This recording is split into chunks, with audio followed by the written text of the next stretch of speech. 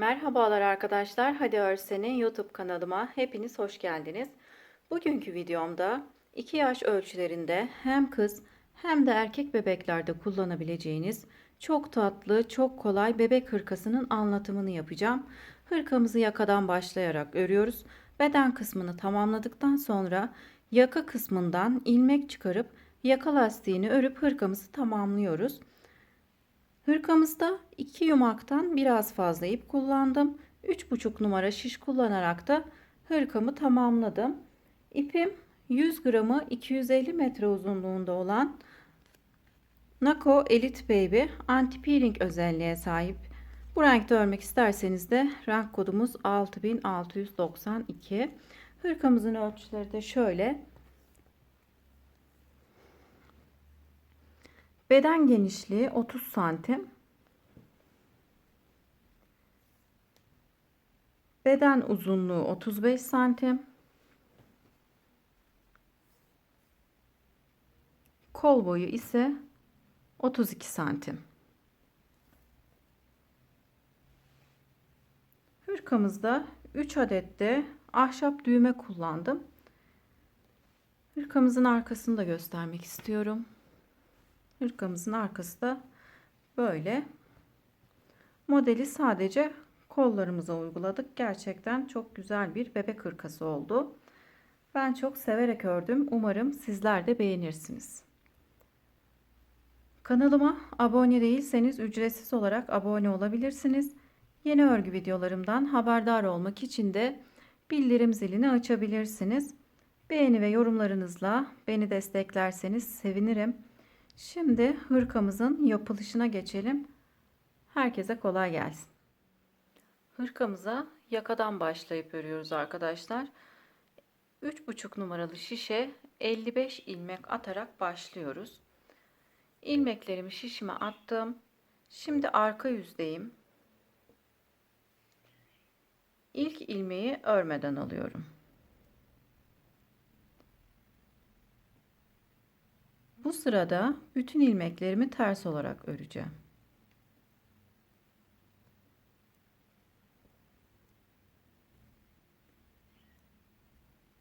Sıra sonuna kadar ilmeklerimizi ters olarak örelim. Sıra sonunda kalan bir ilmeği düz olarak öreceğiz. Bir ilmek kalana kadar ilmeklerimizi ters örelim. Sıra sonunda bir ilmeğim kaldı. Düz olarak örüp sıramı tamamlıyorum. Şimdi ön yüze geçtim. Ön yüzde ayrımlarımızı yapacağız. Önümüz için 2 ilmek, aralarda 2 ilmek olacak. Aralardaki 2 ilmeğin hem sağına hem de solunda birer ilmek artırma yapacağız. Kol için 9 ilmek, arkamız için 23 ilmek, tekrar kol için 9 ilmek, yine ön için 2 ilmek ayıracağız. Şimdi bu sırada ayrımlarımızı yapalım. Hem de ön yüzde artırmalarımızı yapacağız. İlk ilmeği örmeden aldım. Bir ilmek düz örüyorum. Şimdi buradaki 2 ilmeğin her iki kenarına artırmamı yapacağım. Artırmamı şu şekilde yapıyorum. Alttaki ipi şişime geçirip sağa doğru örüyorum. Alttaki ipi şu şekilde geçiriyorum. Bu şekilde geçirip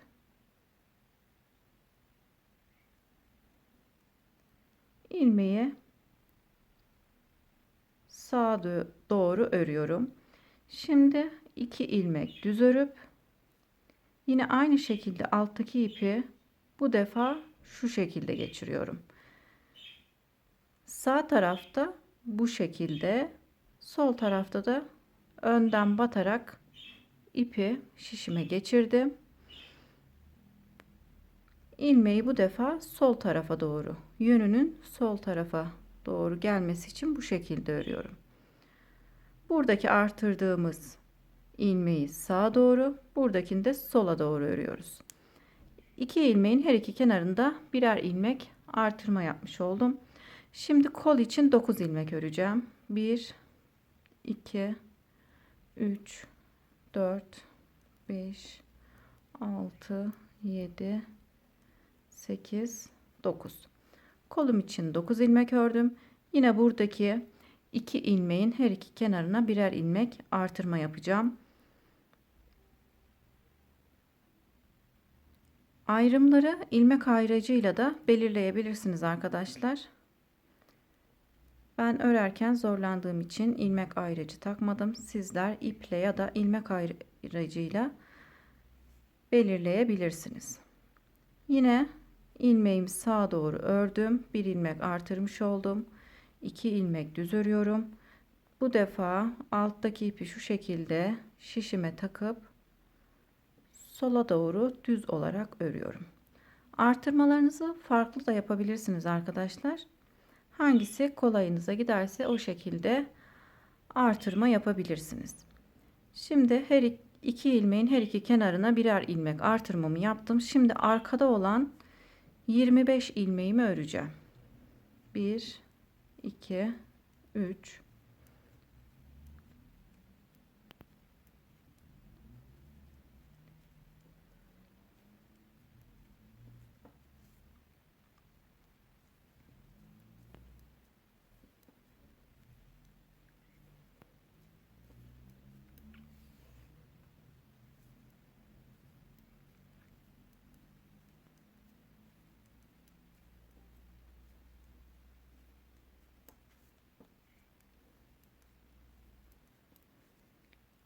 arkamız için 25 ilmek ördüm. Şimdi tekrar artırma yapıyorum.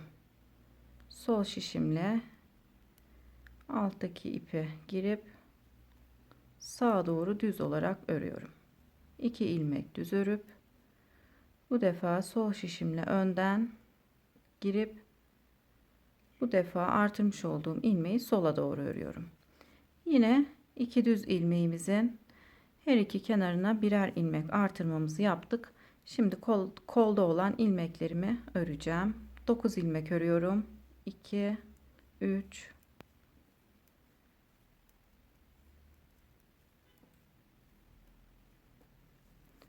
kolum için 9 ilmek ördüm. Yine artırma yapıyorum. 2 ilmeğimi düz olarak ördüm. Tekrar bir ilmek artırmamı yaptım.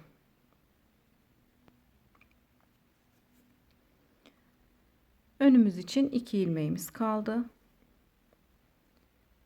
2 ilmeği de düz olarak örüp sıramı tamamlıyorum. Artırmalarımızı ön yüzde yapacağız.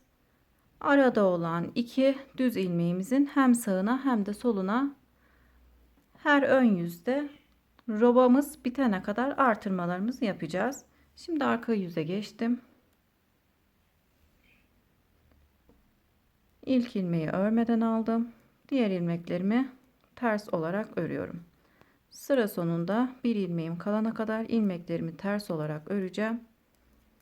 Sondaki ilmeği düz olarak örüp ön yüze geçeceğim. Sıramızı tamamlayalım. Arka yüzü tamamladım. İlk artırma sırasını tamamladık. Şimdi ikinci artırma sırasına geçtim. Önlerin V olarak gelmesi için de ilk ilmekten sonra bir ilmek artırma yapacağım. Yine aynı şekilde burada da son ilmekten önce bir ilmek artırma yapacağım.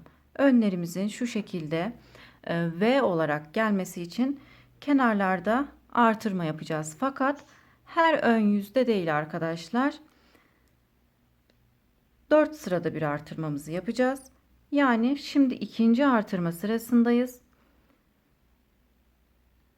İkinci artırma sırasında yapacağım. Üçüncü artırma sırasında yapmayacağım. Daha sonra dördüncü artırma sırasında yapacağım. Yani 4 sırada bir artırmaları tekrarlayacağız. Bu önlerin V olarak gelmesi için her ön yüzde değil de bu sırada yani ikinci artırma sırasında artırmamı yapacağım. Daha sonra üçüncü artırma sırasında burada artırma yapmadan devam edeceğim. Sonra dördüncü artırma sırasında artırmamı yapacağım. Şimdi ikinci artırma sırasındayız. Yine aynı şekilde alttaki ipi şu şekilde şişime taktım. Burada önlerin V olarak gelmesi için bir ilmek artırmamı yaptım. 1 2 ilmek ördüm. Yine arada olan 2 ilmeğimin her iki kenarına birer ilmek artırma yapacağım.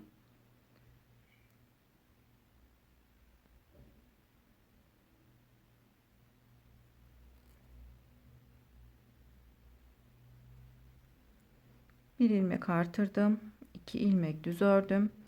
Bakın arkadaşlar, bir önceki artırdığımız ilmek kendisini belli ediyor. Bu şekilde arada olan 2 ilmeğin yeri belli olmuş oluyor. Siz zorlanacaksanız bu kısımlara ilmek ayrıcı takabilirsiniz. Yine 2 düz ilmeğimin her iki kenarına artırmamı yaptım. Kolda olan ilmeklerimi örüyorum.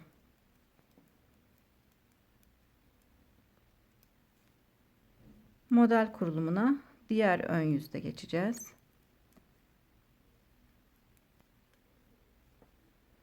Bir önceki sırada artırmış olduğum ilmek kendisini gösteriyor arkadaşlar. Bu şekilde kıvrık bir şekilde duruyor. Onu da örüyorum. Şimdi burada 2 düz ilmeğim var. Her iki kenarına birer ilmek artırma yapıyorum. 2 ilmek düz örüp tekrar bir ilmek artırma yaptım. Şimdi diğer ayrıma kadar arkada olan ilmeklerimizi düz olarak örelim.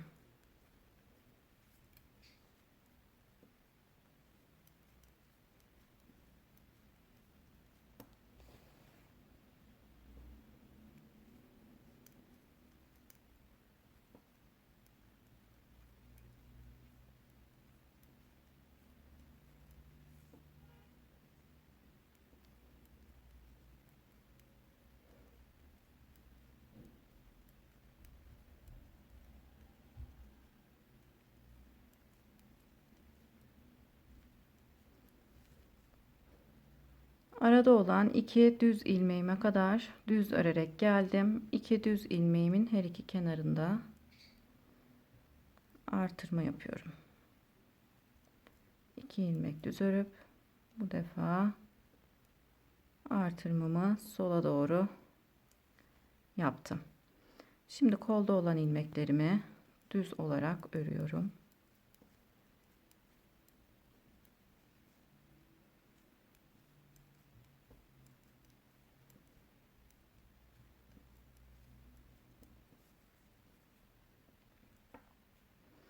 Arada olan ilmeğime kadar ördüm.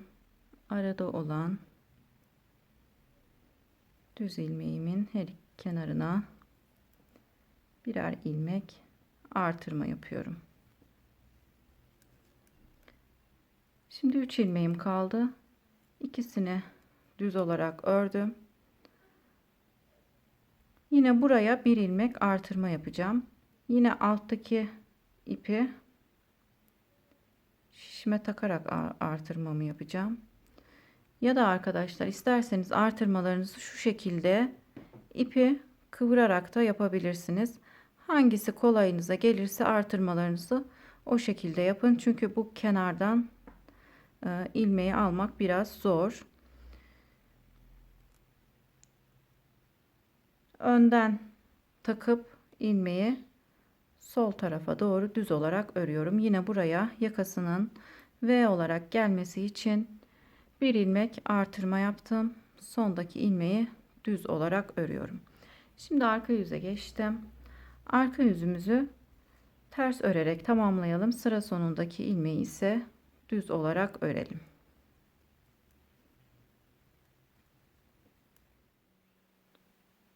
Arka yüzü tamamladım.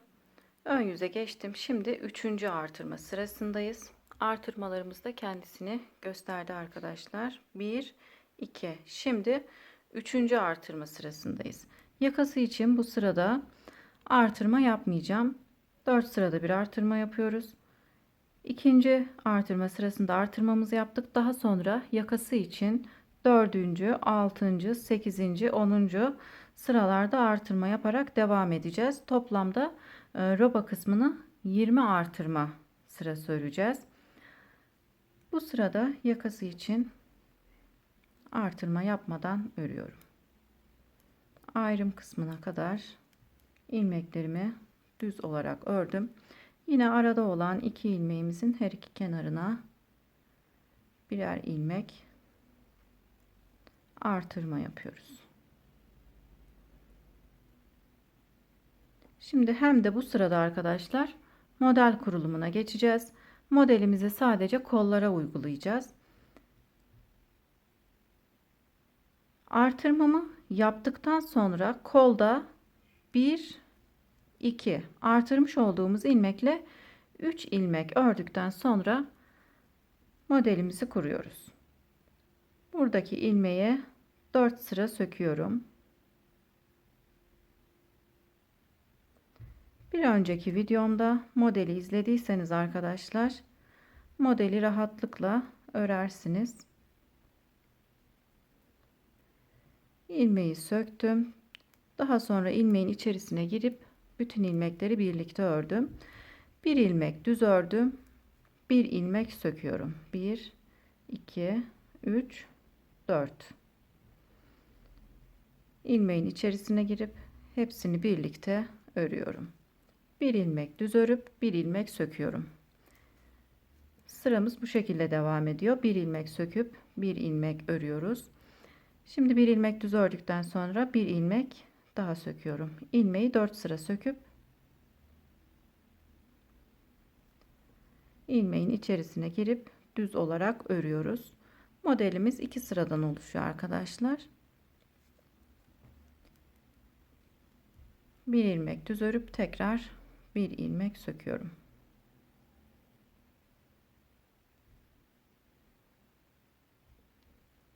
Kolda 2 ilmeğim kalana kadar bu şekilde öreceğim. Bir ilmek düz örüp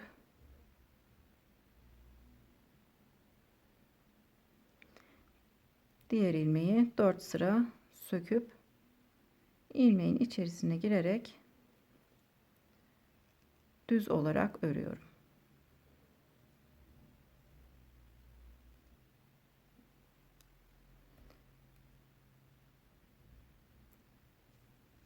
Şimdi ilmeğimi söktükten sonra arada olan 2 ilmeğimden önce 2 ilmeğim kaldı. 2 ilmeğimi düz olarak örüp bir ilmek artırma yapıyorum.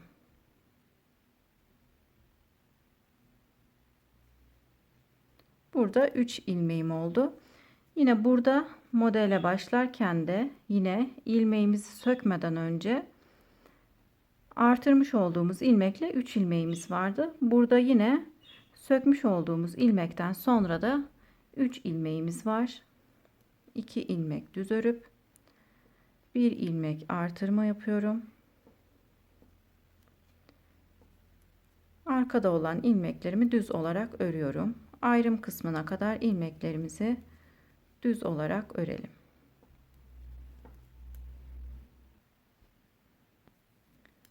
Aradaki 2 düz ilmeğime kadar ilmeklerimi düz ördüm. Tekrar bir ilmek artırma yapıyorum.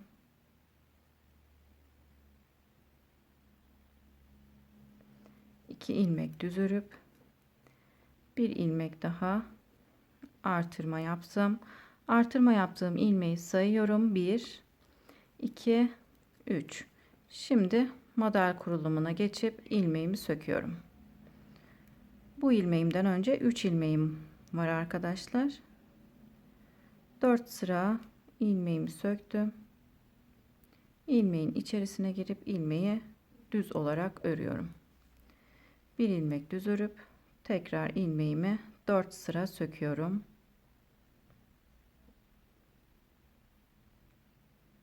İlmeğin içerisine girdim. Hepsini birlikte düz olarak ördüm. Bir ilmek düz örüp bir ilmek söküyoruz.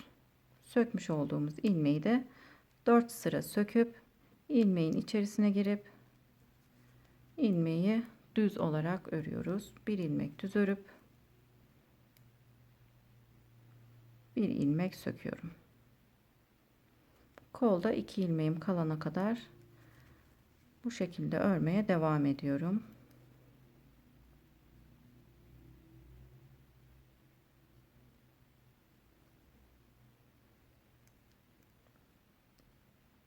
Aradaki 2 düz ilmeğimden önce 2 ilmeğim kaldı. 2 ilmeğimi düz olarak örüp bir ilmek artırıyorum. Sökmüş olduğum ilmekten sonra 3 ilmeğim oldu. Modele başlarken de yine artırmış olduğumuz ilmeği de sayarsak yine 3 ilmeğimiz vardı.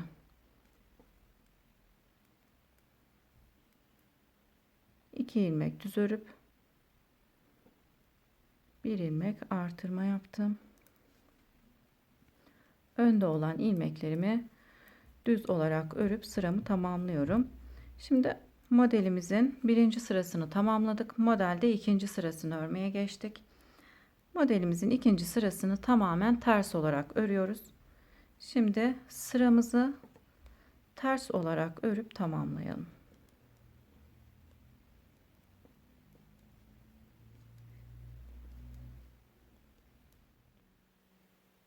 Arka yüzümüzü tamamladım. Ön yüze geçtim. Robada 4. artırma sırasındayım. Yine ilk ilmekten sonra bir ilmek artırma yapacağım.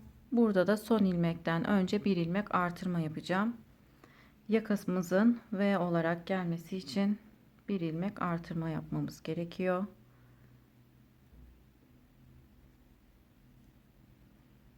Alttaki ipi şişime takıp düz olarak örüyorum. Önde olan ilmeklerimi düz olarak ördüm. Arada olan 2 ilmeğin her iki kenarına da birer ilmek artırma yapıyorum. 2 ilmek düz ördüm. Bir ilmek daha artırma yapıyorum. Modelimizi 2 sırada tamamlıyoruz. Modelden sonra da 4 sıra öreceğiz arkadaşlar. 2 sıra ön yüzde düz, 2 sırada arka yüzde ters öreceğiz. Şimdi kolda olan ilmeklerimi düz olarak örüyorum. 4 sırada bir modelimizi tekrarlıyoruz. 2 sıra ön yüzde düz, 2 sırada arka yüzde ters örüyoruz. Daha sonra modelimizi uyguluyoruz. İlk sıra modelimizi yaptık. 4 sıra ördükten sonra da yine model yapacağız. Fakat bu defa modeli kaydırarak yapacağız. Aradaki 2 ilmeğime kadar düz olarak ördüm. Yine bir ilmek artırma yaptım. 2 ilmeğimi düz örüp tekrar bir ilmek artırma yaptım. Şimdi 4 sıraya tamamlayalım. Modelimizi kaydırarak örelim arkadaşlar. Robada her ön yüzde arada olan 2 ilmeğin kenarlarına artırma yaparak devam edelim.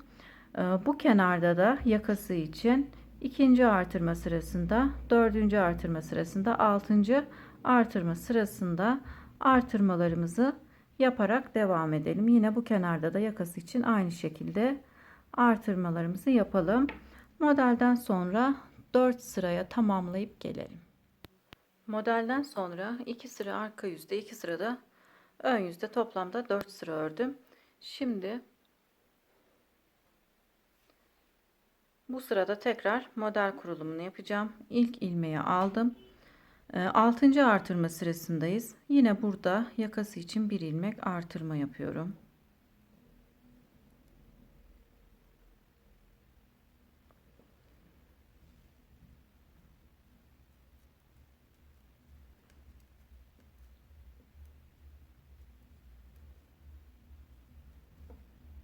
İki düz ilmeğime kadar ilmeklerimi ördüm.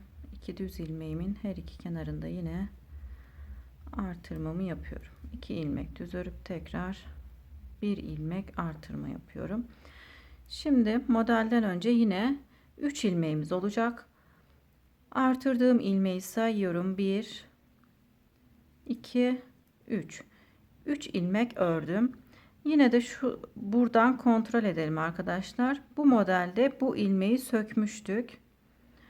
Bu defa bu ilmeği sökeceğiz. Hemen yanındaki ilmeği. Çünkü modelde kaydırma yapıyoruz. Bu ilmeği sökeceğiz. Bu ilmeği düz örüp bu ilmeği sökeceğiz.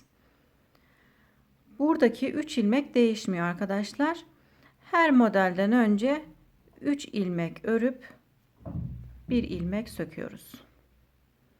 Artırdığımız ilmeği de sayıyoruz arkadaşlar. Artırdığımız ilmekle 3 ilmek örüp bir ilmek söküyoruz. Modele bu şekilde başlıyoruz.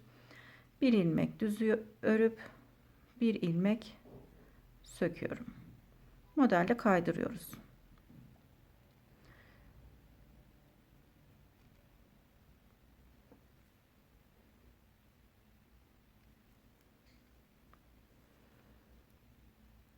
Bu ilmeğim benim bir önceki modelde sökmüş olduğum ilmeğim. Onu düz örüyorum. Bu ilmeğim ise düz ördüğüm ilmek bir önceki modelde. Bu modelde ise bunu söküyorum. Tam tersini yapıyoruz. Kaydırarak modelimizi örüyoruz. Bir ilmek söküp bir ilmek düz örüyoruz.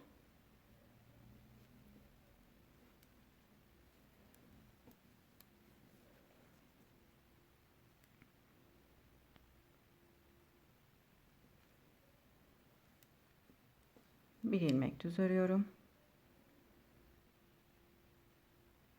Bir ilmek söküyorum. Bir ilmek düz örüp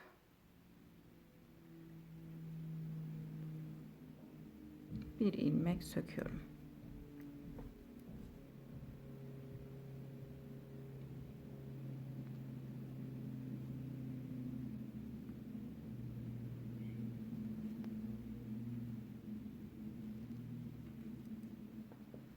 Şimdi en son sökmüş olduğum ilmekten sonra 1 2 bir ilmekte artırıyorum 3. Yine modele başlarken de 3 ilmeğimiz vardı. Modeli tamamladık. En son sökmüş olduğum ilmekten sonra da 3 ilmeğim var. Aradaki 2 ilmeği örüyorum. Tekrar bir ilmek artırma yapıyorum. Şimdi yine ayrım yerimize kadar arkada olan ilmeklerimizi düz olarak örelim. Aradaki düz ilmeğime kadar ilmeklerimi ördüm. Şimdi bir ilmek artırma yaptım. 2 ilmek düz örüp tekrar bir ilmek artırma yapıyorum. Şimdi artırmış olduğum ilmeği sayıp 1 2 3 3 ilmek ördükten sonra ilmeğimi söküyorum. Her model sırasında bu 3 ilmek değişmiyor arkadaşlar. Yine kontrol etmek için de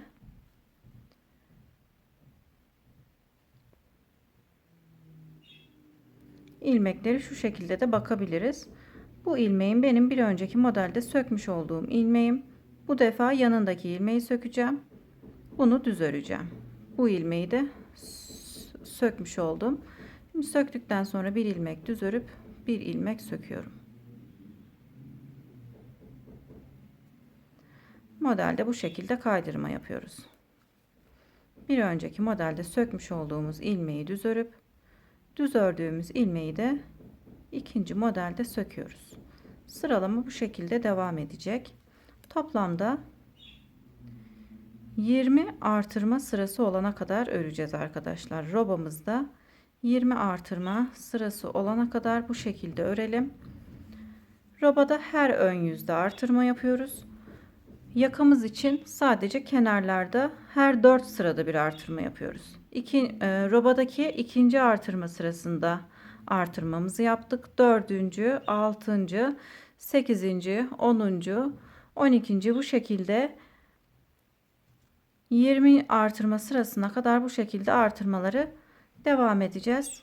20 artırmamız olana kadar örelim. Daha sonra kol ayrımına geçelim. Robamız 20 artırma sırası olana kadar ördüm arkadaşlar. Şu şekilde artırmalarımızı da birlikte sayalım. 1, 2, 3, 4, 5, 6, 7, 8, 9, 10, 11, 12, 13, 14, 15, 16, 17, 18, 19, 20. Robada 20 artırma sırası yaptık. Burada da 10 kez artırma yaptık arkadaşlar. Her ön yüzde artırma yapmadığımız için 10 kez yakamızın bu şekilde V olarak gelmesi için artırma yaptık. 10 ilmek burada, 10 ilmek de burada artırdık. Şimdi kollarımızı örmeye geçiyoruz. Artık robada ve yakada artırma yapmıyoruz.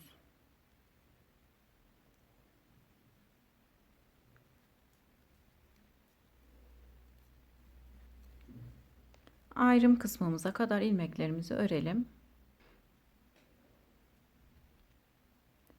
Arada olan 2 ilmeğime kadar ördüm. Aradaki 2 düz ilmeğimizin bir tanesini önümüz için örüyoruz. Diğerini kola ekleyeceğiz. Şimdi farklı bir 3,5 numaralı şişle kolumuzu örmeye geçiyorum. İlmek sayım arttığı için arkadaşlar misinalı şişle örmeye devam ettim.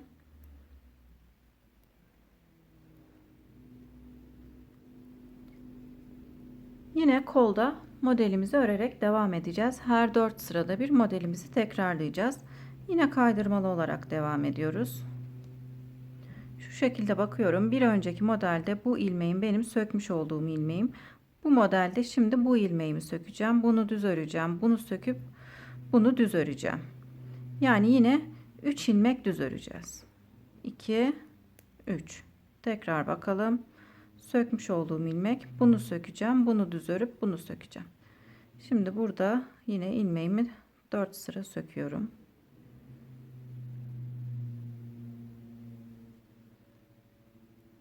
Yine modelde kaydırma yaparak örüyoruz. Bir ilmek düz örüp bir ilmek söküyorum.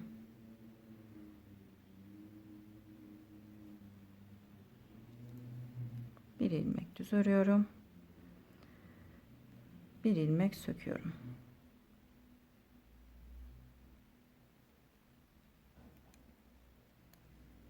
Bir ilmek düz örüp bir önceki modelde bu ilmeği düz olarak örmüştüm. Bu modelde ise söküyorum. Sıramızı, modelimizi yaparak tamamlayalım.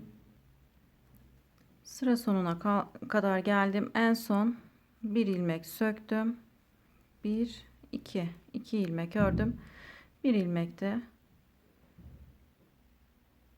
2 ilmek ördüm arkadaşlar. Artırma yapmıyoruz. Bu arada olan 2 düz ilmeğin bir tanesini kola örüyorum. Sökmüş olduğum ilmekten sonra yine 3 ilmeğim var. Şimdi dönüyorum. Beden kısmını örmeyeceğim. Kolda örmeye devam edeceğim. Başka bir 3,5 numara şişle kolumuzu örmeye devam ediyorum. Arka yüzü ters örerek tamamlayacağım.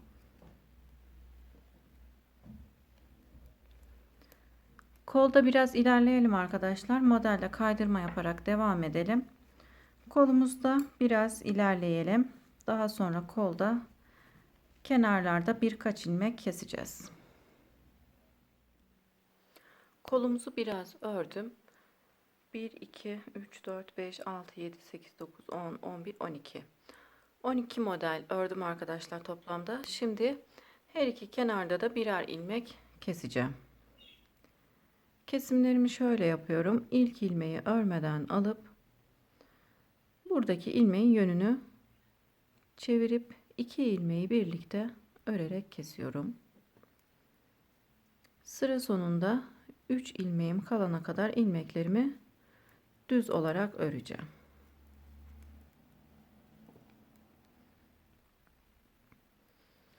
Sıra sonunda 3 ilmeğim kaldı. İkisini şu şekilde birlikte örerek kesiyorum. Sondaki ilmeğimi düz olarak örüyorum. Her iki kenarda da birer ilmek eksiltmiş olduk. Arka yüzümüzü ters olarak öreceğim.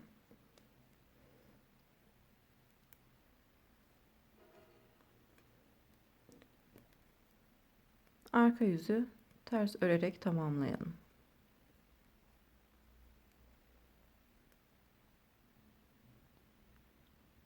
Arka yüzü tamamladım. 12 model yaptıktan sonra kestik her iki kenarda. Şimdi 14 model olunca keselim. Yani her iki model ördükçe kenarlarda birer ilmek keselim. Kolumuzu bu şekilde örerek tamamlayalım. Daha sonra kol lastiğimizi örmeye geçelim. Kolumuzu lastik kısmına kadar ördüm. 12. sırada kesmeye başlamıştık. 2 modelde bir kesim yaptık arkadaşlar. 12. 14. 16. 18. ve 20. modelden sonra kesimlerimi yaptım. Toplamda 5 ilmek buradan, 5 ilmek de burada kestim. Modeli yaka kısmından sayarsak da 26 modelimiz oldu. Şimdi lastik kısmını örmeye geçiyorum.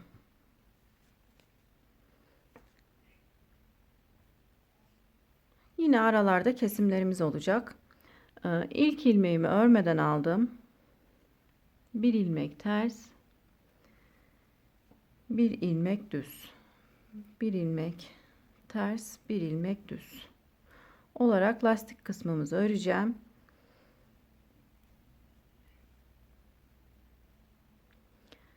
Şimdi en son bir ilmek düz ördüm. Ters ilmeğimi örerken iki ilmeği birlikte örerek kesiyorum. Burada bir ilmek eksiltmiş oldum. Yine bir ters bir düz olarak örmeye devam edelim.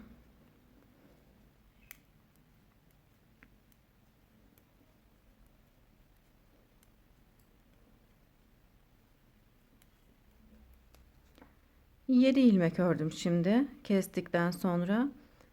Yine ters ilmeğimi iki ilmeği birlikte örerek kesiyorum. Burada bir ilmek daha eksiltmiş oldum. Yine 7 ilmek örelim. Bir ters bir düz olarak. Bir düz bir ters. Bir düz bir ters. Bir düz bir ters bir düz. Kesmiş olduğum ilmekten sonra 3 6 7 ilmek ördüm. Yine ters ilmeğimi iki ilmeği birlikte örerek kesiyorum. 3 ilmek kesmiş olduk. Bir ilmek daha keselim. 7 ilmek örüp bir ilmek daha keselim.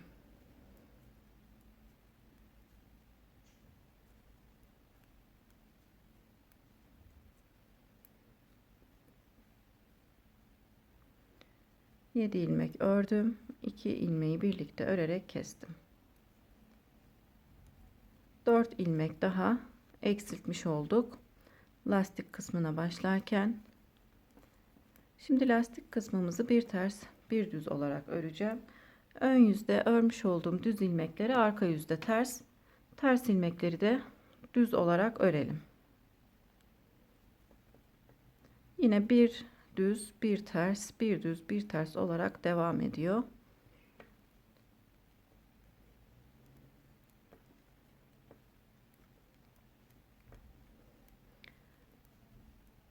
Bir ters, bir düz olarak örüp lastiğimizi tamamlayalım. Daha sonra kol lastiğimizin kesimine geçelim. Kol lastiğimiz için 10 sıra ördüm arkadaşlar. 2, 4, 6, 8, 10. 11. sırada yine hem örüp hem keseceğim. İlk ilmeği örmeden aldım. Bir ilmek ters örüp ipimi arkaya alıyorum.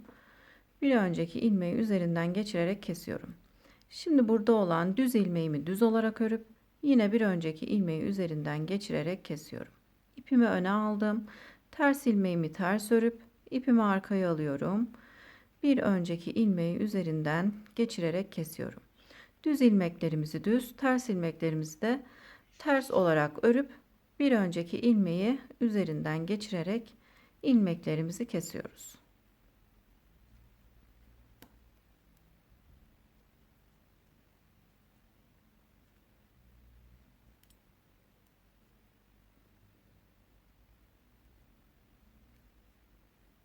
İlmeklerimizin tamamını kesip kolumuzu tamamlayalım. İlmeklerimi kesip Kolumu tamamladım. İpimi de uzun bıraktım arkadaşlar. Daha sonra kolumuzu dikmek için. Şimdi diğer kolumuzu örmeye geçiyorum. İpimi tam buradan bağladım.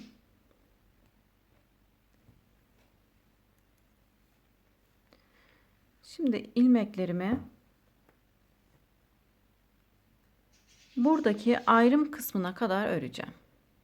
İlmeklerimizi düz olarak ayrım kısmına kadar örelim. İlmeklerimi düz olarak örüyorum.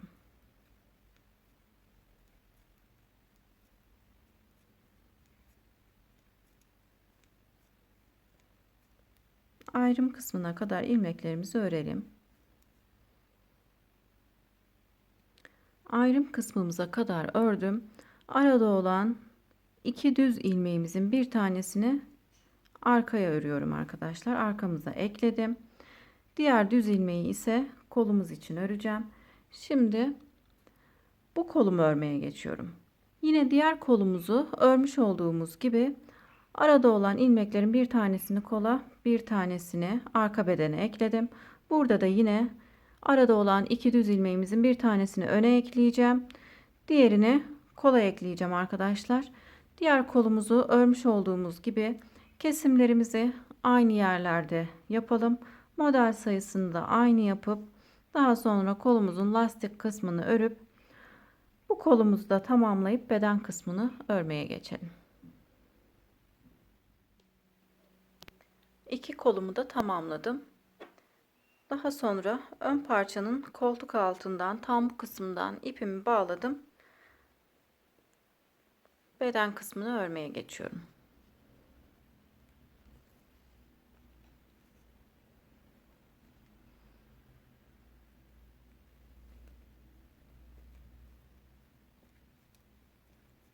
İlmeklerimizin tamamını düz olarak örüp sıramızı tamamlayalım.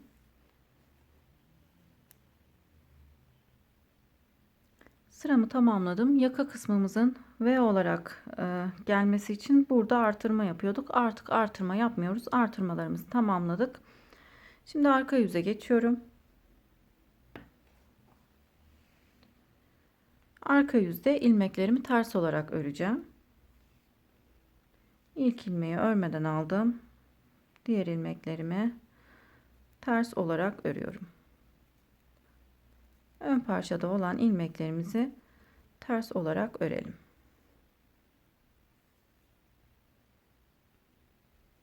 Bütün ilmeklerimi ters olarak ördüm. Ön parçada olan ilmeklerimi tamamladım.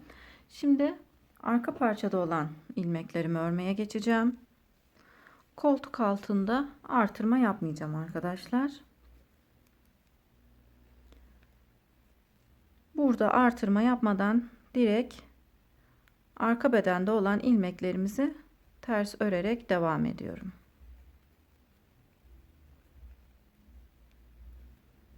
Bir sonraki sırada burada ipimiz uzayacak arkadaşlar. O iple artırma yapacağız. Şimdi arka bedende olan ilmeklerimizi ters olarak örelim. Arka parçada olan ilmeklerimi ters örerek geldim. Şimdi ön parçayı örmeye geçiyorum. Yine burada artırma yapmayacağım arkadaşlar. Direkt ön parçada olan ilmeklerimi ters örerek devam ediyorum.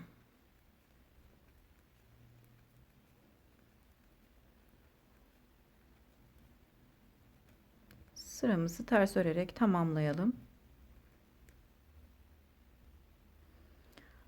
Arka yüzü tamamladım.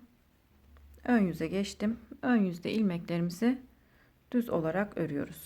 İlk ilmeği örmeden alıp diğer ilmeklerimi düz örerek devam ediyorum.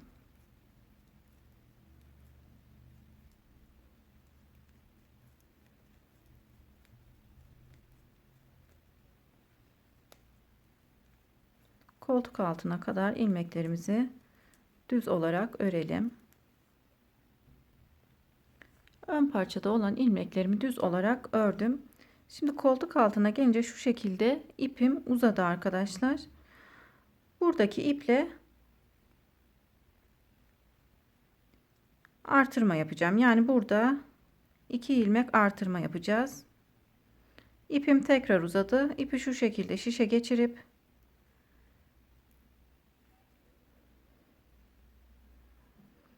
çapraz yapıp burada bir ilmek daha artırma yapıyorum.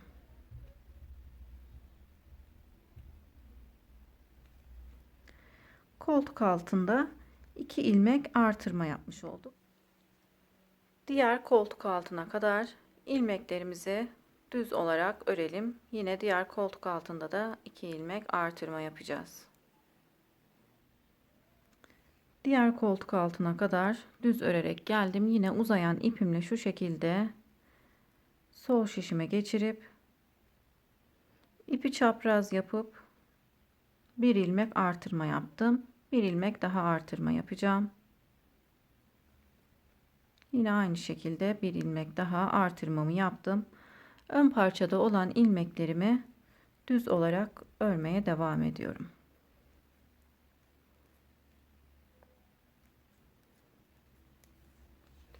Sıramızı düz örerek tamamlayalım.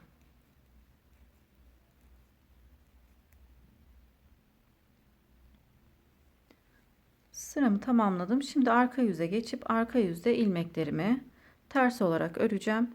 Ön yüzde de ilmeklerimizi ters olarak öreceğiz.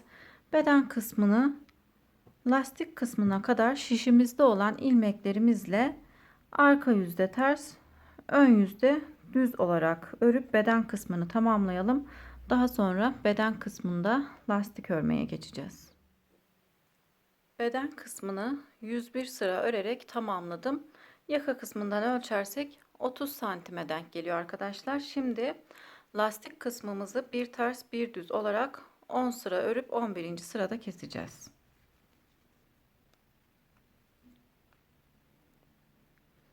İlk ilmeği örmeden aldım. Bir ilmek ters, bir ilmek düz.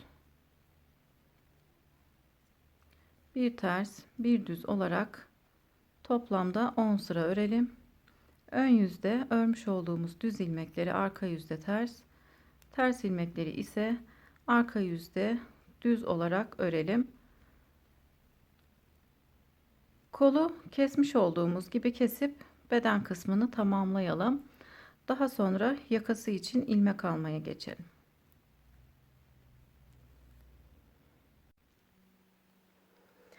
Beden lastiğini tamamladım. Şimdi yakası için ilmek almaya geçiyorum. İpinizi kesmeyin arkadaşlar. Aynı iple ilmek almaya devam edeceğiz. İlmeklerimi tığ yardımıyla alıyorum. Bu aradaki boşluklardan ilmeklerimi alacağım. 5 ilmekte bir de 2 büyük boşluğun arasındaki küçük boşluktan alacağım.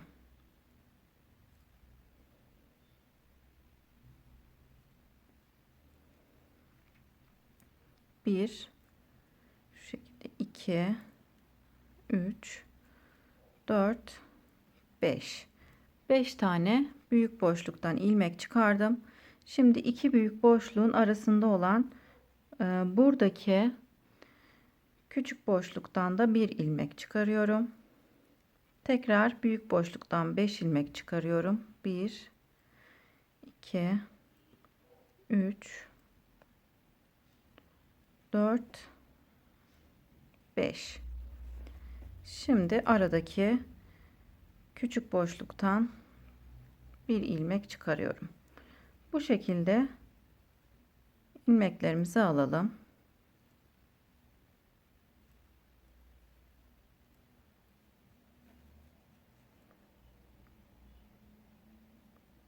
İlmek sayımız fazla olduğu için misinalı şişe ilmeklerimi alıyorum. Bütün ilmeklerimizi çıkaralım. Toplamda ne kadar ilmek çıkardığımı ilmekleri aldıktan sonra söyleyeceğim. Yakası için ilmeklerimi çıkardım. Toplamda 188 ilmeğim oldu arkadaşlar. Tam buradan önlerde 70 ilmek, yine aynı şekilde tam şu kısımdan 70 ilmek çıkardım. Arkadan da 48 ilmek, toplamda 188 ilmeğimiz oldu. 188 ilmekle bir ters bir düz olarak öreceğim. 3 sıra ördükten sonra da iliklerimi açacağım. İlk ilmeği de burada ters örüyorum. Daha sonra bir ilmek ters, bir ilmek düz, bir ters bir düz olarak 3 sıra örelim, iliklerimizi açalım.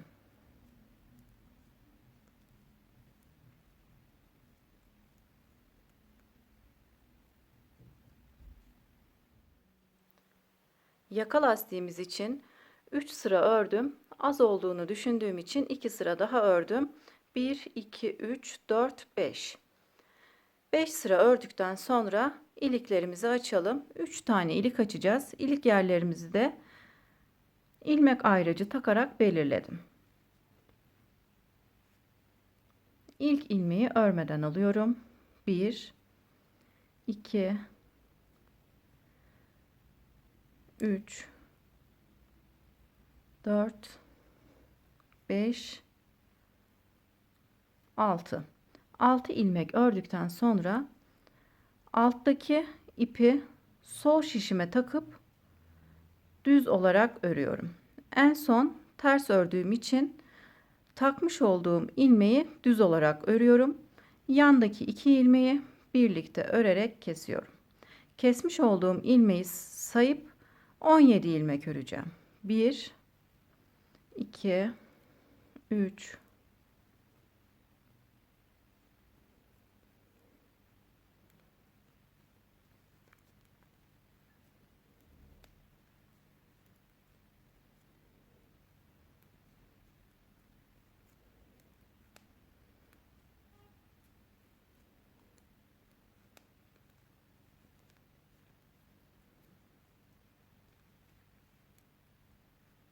16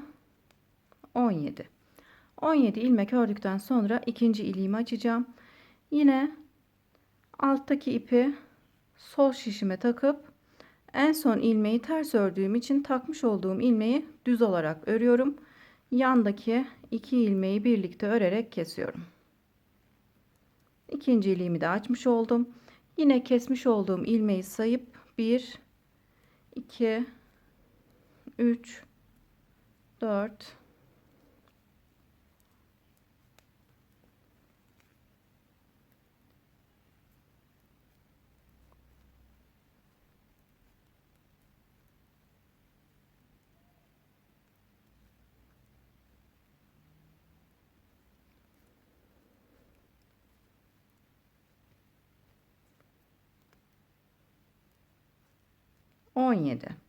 17 ilmek örüp 3. iliğimi açacağım. Alttaki bir ipi sol şişime takıp düz olarak örüyorum. Yanındaki 2 ilmeği birlikte ters örerek kesiyorum. 3. iliğimi de açmış oldum. Şimdi bir ters bir düz olarak örmeye devam ediyorum. Toplamda 9-10 sıra olana kadar örelim. Kol lastiğini ve beden lastiğini kesmiş olduğumuz gibi kesip hırkamızı tamamlayalım. Yakasını kesip tamamladım. Biraz yakasını keserken arkadaşlar gevşek keselim. Ön kısmında çektirme yapmaması için ilmeklerimizi sıkmadan gevşek keselim. Son olarak da kolları nasıl dikiyorum onu göstereyim. Kolları şu şekilde son ilmeklerin arasında olan boşluklara batarak dikiyorum.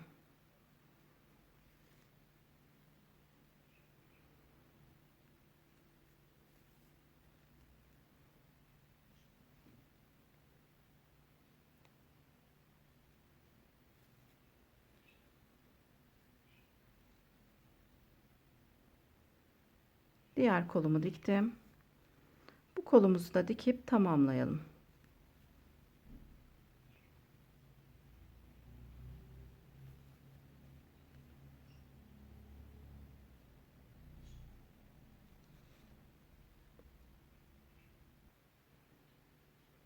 Kolu dikip hırkamı tamamladım. Hırkamızın ön kısmı böyle, arkası da böyle arkadaşlar. Beni izlediğiniz için teşekkür ederim. Yeni örgü videolarımda görüşmek üzere. Şimdilik hoşça kalın.